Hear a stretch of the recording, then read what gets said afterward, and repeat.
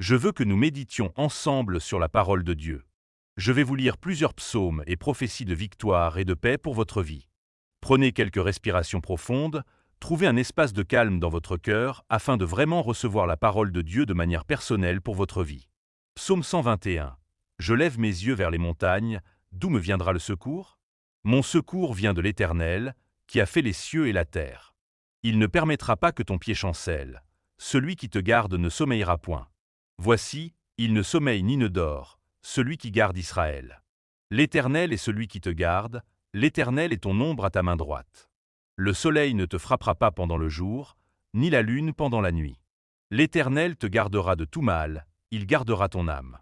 L'Éternel gardera ton départ et ton arrivée, dès maintenant et pour toujours. Ésaïe 49. Ainsi parle l'Éternel, au temps de la faveur, je t'exaucerai, et au jour du salut, je t'aiderai. Je te garderai et je t'établirai pour être l'alliance du peuple, pour relever le pays, et pour distribuer les héritages désolés. Dis aux captifs, sortez. À ceux qui sont dans les ténèbres, montrez-vous.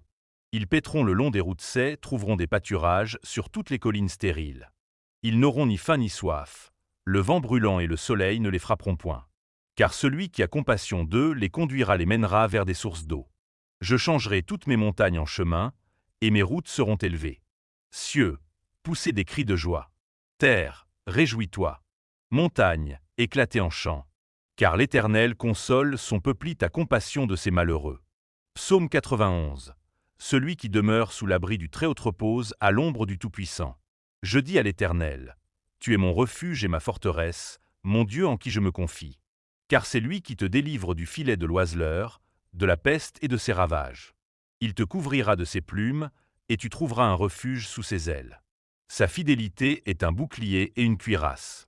Tu ne craindras ni les terreurs de la nuit, ni la flèche qui vole de jour, ni la peste qui marche dans les ténèbres, ni la contagion qui frappe en plein midi. Qu'1 millier tombe à ton côté, et 10 000 à ta droite, tu ne seras pas atteint. De tes yeux seulement tu regarderas, et tu verras la rétribution des méchants. Car tu as dit, l'Éternel est mon refuge. Tu as fait du Très-Haut ta demeure. Aucun malheur ne t'arrivera, aucun fléau n'approchera de ta tente. Car il ordonnera à ses angestes de te garder dans toutes tes voies. Ils te porteront sur les mains, de peur que ton pied ne heurte contre une pierre.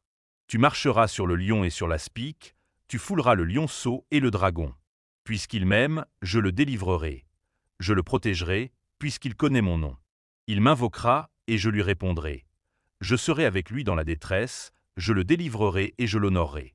Je le rassasierai de longs jours sais, je lui ferai voir mon salut. Apocalypse 21. Puis je vis un nouveau ciel et une nouvelle terre. Car le premier ciel et la première terre avaient disparu, et la mer n'était plus.